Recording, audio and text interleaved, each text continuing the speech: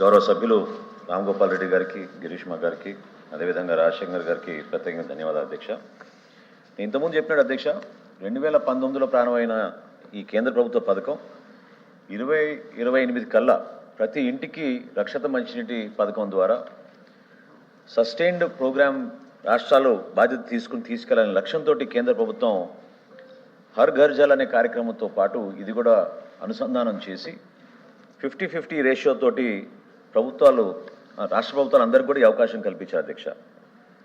వీటి ద్వారా మనం గ్రామీణ ప్రాంతాల్లో ప్రతి ఇంటికి కుళాయి కల్పించడమే కాకుండా కనీసం రోజుకి 55 లీటర్లు మంచినీరు అందించే విధంగా, అదేవిధంగా వాటర్ క్వాలిటీ లాంగ్ టర్మ్ బేసిస్లో ఉండేటట్టు సస్టైన్ చేసేటట్టు రాష్ట్ర ప్రభుత్వాలకి అవకాశం కల్పించారు అధ్యక్ష. ఎంత అన్యాయం అంటే కేంద్ర ప్రభుత్వం 13,499 కోట్ల రూపాయలు మన రాష్ట్రానికి అలొకేట్ చేస్తే గత పాలకులు కేవలం వాళ్ళు డబ్బులు ఇవ్వలేకపోయారా, లేకపోతే ఈ కార్యక్రమం గురించి అసలు దృష్టి పెట్టలేదా, లేదా గ్రామీణ ప్రాంతాల్లో రక్షిత మంచినీటి పథకం అవసరాన్ని భావించలేదో కానీ కేవలం 2,324 కోట్ల రూపాయల వరకే వాళ్ళు ఉపయోగించుకోగలిగారు అధ్యక్ష. Only 2,324 crores they were able to utilize out of 13,499 crores allocated by the government of India. అంటే 17% ఫండ్స్ వరకే ఉపయోగించుకోగలిగారు.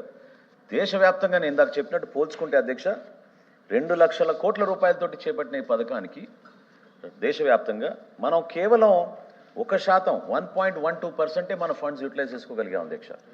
అంత దయనీయమైన పరిస్థితులు మన రాష్ట్రంలో 95,44,000 మందికి మనం ఇవ్వాల్సిన అవసరం ఉందని కేంద్ర ప్రభుత్వం, రాష్ట్ర ప్రభుత్వాలు గుర్తించాయి. మన పంచాయతీరాజ్ శాఖ నుంచి, ఆర్డబ్ల్యూఎస్ నుంచి.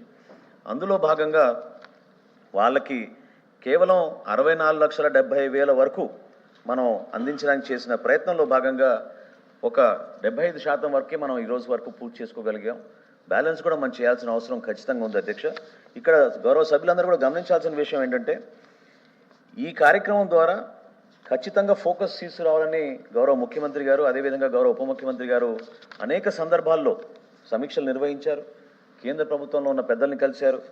రాష్ట్ర వ్యాప్తంగా ఈరోజు మనకి కనీసం ఒక 26,000 కోట్ల రూపాయలతోటి 70,000 వరకు మనం కొత్త వర్క్స్ టేకప్ చేసి ఈ జల్ జీవన్ మిషన్ కింద మనం మన రాష్ట్ర ప్రజలకు అందించాలనే లక్ష్యంతో వీరిద్దరు నాయకులు కూడా కష్టపడి పనిచేస్తున్నారు అధ్యక్ష. కేంద్ర ప్రభుత్వం నుంచి ఆ విధమైన సహాయం కూడా ఖచ్చితంగా వస్తుందనే ఒక నమ్మకం ఉంది. 2024 తర్వాత ఈ కార్యక్రమాన్ని కొనసాగించే ఆలోచన మాకు లేదని కేంద్ర ప్రభుత్వం ఇప్పటివరకు ఎక్కడ ప్రకటించలేదు అధ్యక్ష. కాకపోతే ఫండ్ రిలీజ్ ఇంకా రాలేదు. నేను ఇంతకుముందు చెప్పినట్టు కేవలం 70 కోట్ల రూపాయలే మనకి గత సంవత్సరం వచ్చినాయి.